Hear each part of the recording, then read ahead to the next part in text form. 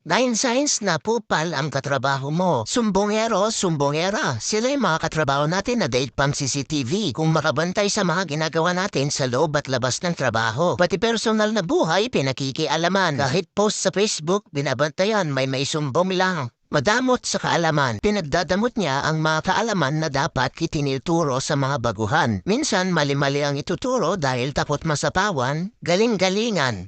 Ito yung makakatrabaho na feeling alam lahat kahit mali ay ipipilit nilang tama. Wala eh.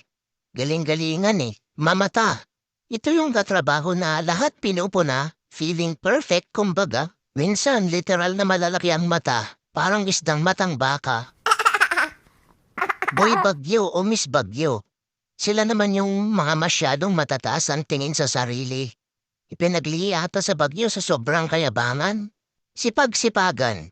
Masipag yan pag nandyan si boss. Napakaganado pati basura itatapon. Credit grabber. Iba ang gumawa pero inahako. Ang husay, di ba? Buraot. Ito yung mga tumataba pero hindi gumagastos. Nag-aabang lagi ng manlilibre. Pangit siya. Ito yung mga pangit na ang itsura, pati ugali pangit din. Terno, di ba? Uniform ata nila.